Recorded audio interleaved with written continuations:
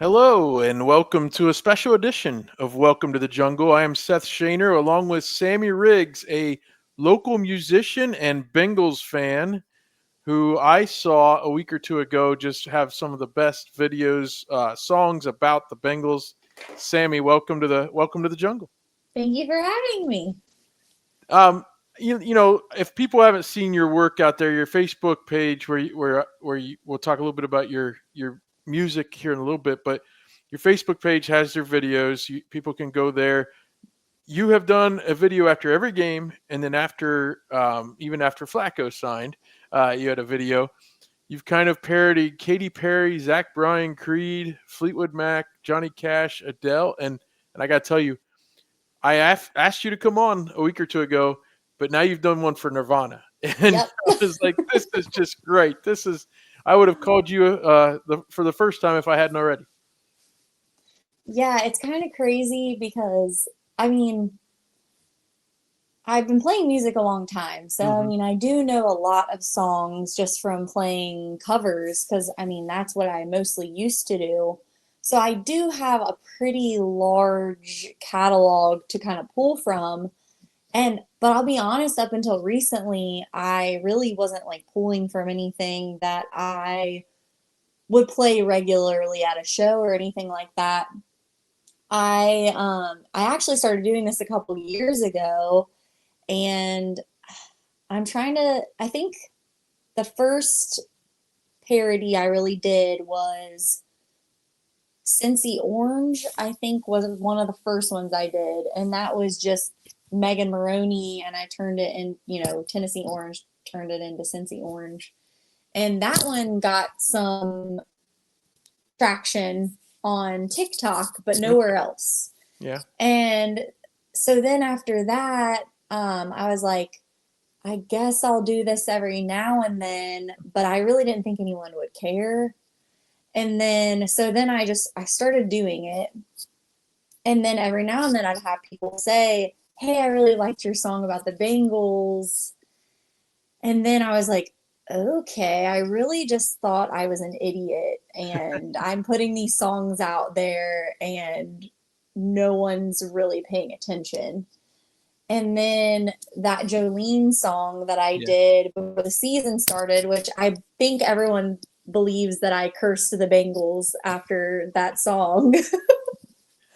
That one really took off. So it's been kind of interesting because you mentioned like genres of songs that I've Mhm. done. And I here I am trying to figure out like why did this one do better than the other? Is it because people like country music more? Or is it the subject matter? I really don't know, Well, truly. let me actually. I was going to lead you that way anyway. So you have done it even when they've won. They've they've lost the last four. So the ones about them losing have hit a certain way. But even the first two, they were wins, but they didn't play great against the Browns. And you reference that in your song. And of course Joe gets hurt in the second game. And even though they win, it felt very hollow. I will tell you the reason I was going to bring that up.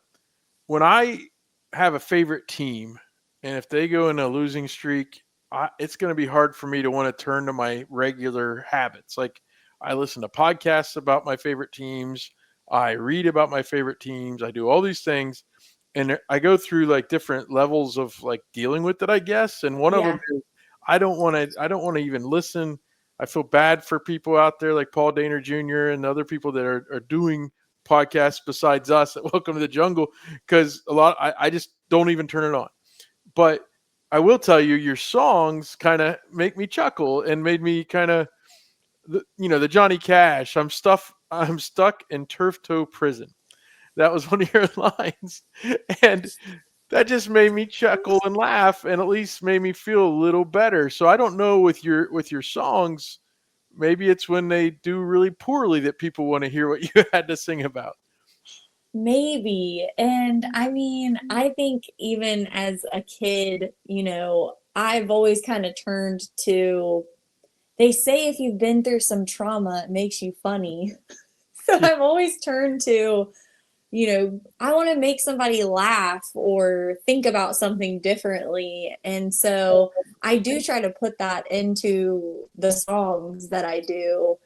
And I mean, I think the ultimate goal is to make people laugh, Yeah, but I'm still trying to stay true to like current events and like sure. what's happening with the team, what happened during the game. Like when Joe got like his wrist got hurt, I actually wrote like a whole entire song about that. And it was, Joey's on a vacation far away.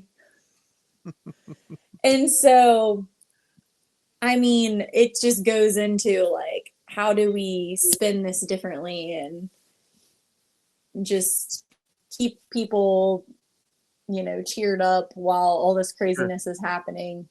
And really, it's not just about football for me. I mean, I love watching football, but like, I just want to make people laugh. Hmm.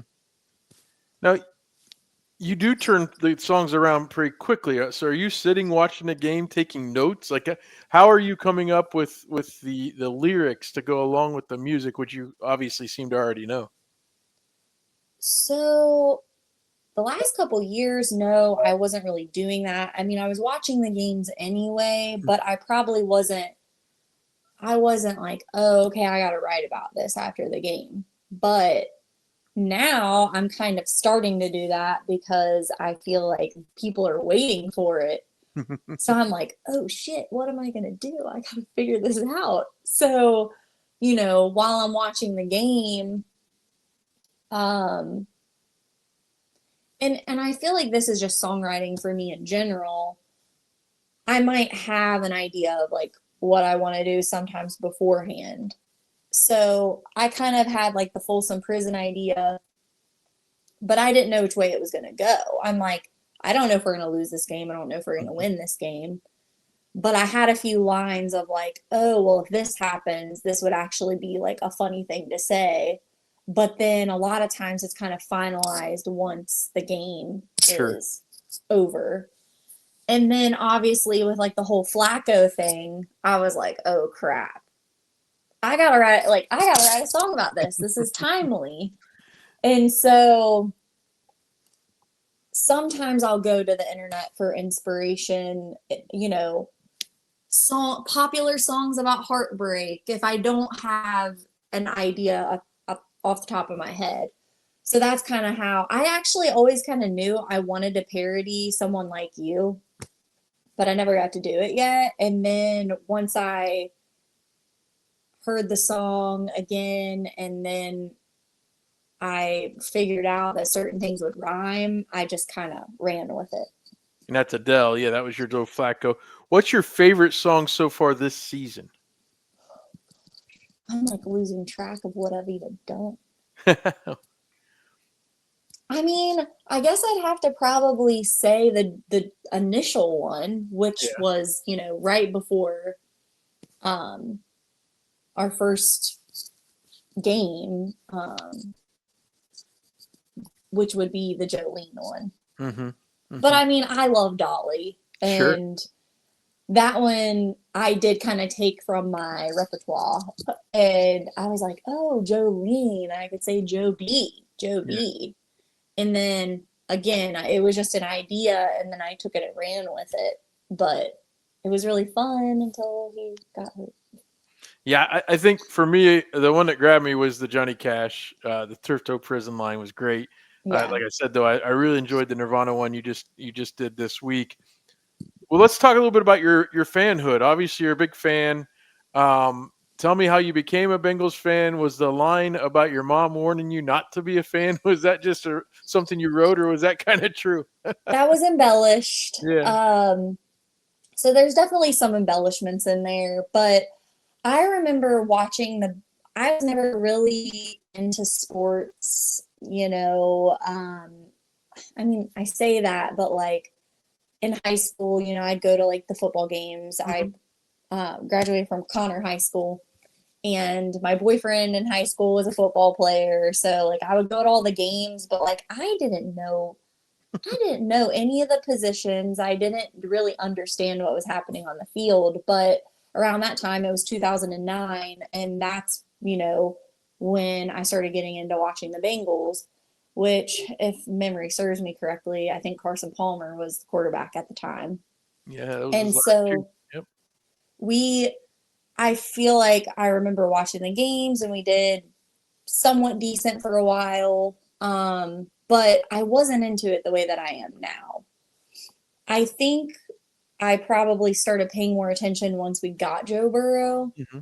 Um, because when we had, I know that I watched for a while when Andy Dalton was Yeah. quarterback, but that one playoff game against the Steelers where we turned it over in like the last literal 45 seconds of the game, Yeah. I could not sleep the next day. And then I was like, I am giving up football. And I didn't watch the Bengals for a while. And then I think, I don't know, I guess I just got bit by the bug.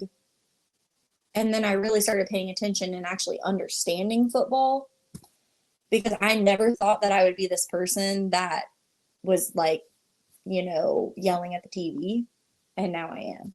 Yeah. Well, and the thing about Burrow too is, especially toward the end of Andy Dalton's time as the starter, they weren't as fun to watch, right? I mean, Yeah. they weren't winning anymore past 2015, really. It really went Hmm. downhill. But especially those last couple years, and then you get Joe Burrow, and even he got hurt that first year, of course. But every game he played in as a rookie, it was at least fun to watch, right? Even Yeah. if they didn't win. And then the next year, of course, they go to the Super Bowl, and it's like, I mean, the bandwagon was really filling up at that point, so that was good. And I probably, you could say I did get on that Oh, it's bandwagon. But fine. I mean, I was there, Mhm. you know, that's kind of how I got my start watching the Bengals with, Carson Palmer and Andy Dalton. But I didn't really understand the sport. And then something just kind of took over. I'm sure maybe part of that too. My sister in law is a huge Steelers fan. Ooh, okay. She's from West Virginia, so she is not like a bandwagon No, yeah. Steelers fan. And I do, now that I know more history of sports and things, I mean I do have a respect for their franchise. They invest and they cultivate this team and it's crazy. And you know, you hear a lot about, I mean everyone is ragging on the coaching and the ownership of the Bengals and that can play into some of my songs too. But again, back in the day I didn't even understand any of this stuff and I definitely never thought I'd be writing songs about it. But now I just feel like a crazy person because I could hear a song on the radio and I'm writing a song about the Bengals to Well, we all cope in different ways, and it. so your outlet seems to be that you get creative, and that's a good thing. So, what are your thoughts as we get ready to see them play Thursday night against your sister-in-law's Steelers and a lot on the line? The two old quarterbacks. Funny thing is, and I had it wrong. Carson Palmer's last good year was '09 with the Bengals. He played in 2010, and that's when they didn't do very well. But so Flacco's played against all three Bengals Hmm. franchise quarterbacks that you mentioned, and now he plays for the Bengals. It's pretty wild. What are your thoughts going into the game? And then, are you already kind of trying to come up with ideas, or do you wait until you see what happens? Life has been a little crazy lately, so I Yeah. do not have a song lined up for Thursday. I do think I'm probably just gonna let I'm gonna probably gonna watch the game and try to get inspiration from that. But I don't know. I mean, we had good momentum at the end of the game, and so I feel like we have good players, but we're always just coming up short. I mean, the defense was really struggling, but also like when your defense is on the field Yep. for like the entire freaking first half of the game, they're tired. The offense isn't really stepping up. And I'll be honest, I haven't really watched too much of the Steelers, so I don't really fully know what we're up against. I mean, obviously they have a better record than we do, Hmm. but it's interesting to see two the the oldest quarterbacks in the league playing against each other. Yeah, I think you're right. I think even the week before when Browning played his last game, the defense actually was holding up pretty well, but they just Hmm. kept Browning gave the other team the ball in their own, in Bengals territory Territory, three yeah. times, and it just was awful. Um, well, so the one thing's funny. I want you to talk about your when you go out and play gigs and things like that. But I saw when I reached out to you on social media, people are asking you to play your Bengals songs at your gigs. That's been kind of interesting for you, I'm sure. Yeah, it's technically not the first time because that Cincy Orange video Hmm. happened, and I mean, this is like 2 years ago now, but I actually did have someone recognize. I mean, I was just at like Big Ash Brewing, so it wasn't like, I was far from town or anything. I was in Cincinnati at the time, and someone was like, "You look really familiar. Are you that girl that wrote that song about Joe Burrow?" And then, I did see some people recently posting that on there, and immediately I just have like fear. I'm fear stricken because like I write these songs and I record them and I forget them. Like I have too much stuff in my brain. There you go. Yeah. But I played that festival on Saturday and I felt bad because like I just said like thank you so much. I was getting off the stage, put my guitar up, and I had a woman come up to me and she's like, "Play your Joe Flacco song," and I'm like, "I'm so sorry." There was another artist getting up on stage after me, so I didn't want to like be that person and go over my time. But yeah, now I feel I need to probably take notes if I get called upon for people to want me to play them. Because, like, I do understand if I was someone that I really liked someone's content, of course I'm going to ask you to do it. Yeah. But here I Yeah. am. I'm like, it goes out the window. Hmm. Well, I even saw Springsteen a few years ago, and he had a monitor planted in the stage that people couldn't really see. I was off to the side. I'm like, everybody has their lyrics there, like, so maybe you'll have to start at least writing them down. You were at Madison, Indiana this past weekend. Do you have anything planned in the near future people could check you out in? Yeah, so this Friday I'm gonna be in Northside at the Loon. I'm doing a songwriter show there with some other artists, and then Friday or Saturday I'll be at Old Milford Porch Fest. So that's a really cool event. There's lots of artists there, and basically they just have everyone set up on like porches around town, and you can hop from porch to porch and watch different artists. So it'll be a That's lot of really fun. cool. All right, Sami Riggs. Check her out on social media. Check her out at her locations where she's performing. You do a great job of putting out, like, getting the word out there where you're going to be too. So if people follow you on social media, they'll be able to tell. I'll get you out here on this. Do you have a prediction for Thursday? A win. I gotta say it. You gotta speak it into existence. That's right. We're gonna get a win, baby. Yeah. Andrew Whitworth is going to be the ruler of the jungle. And Uh, that makes me feel good. yeah, I feel that's good good. about He'll be that. there. He'll be in town with Thursday Night Football. I kind of thought maybe Von Bell, if that we could get the hit out of him again, maybe. But Andrew Whitworth is going to be the ruler of the jungle. He's a winner, so getting him back in town's great. Yeah, Uh, I was happy to see that too. yeah. All right, Sami Riggs. Thanks so much for taking some time. I really appreciate it. Thank you for having me.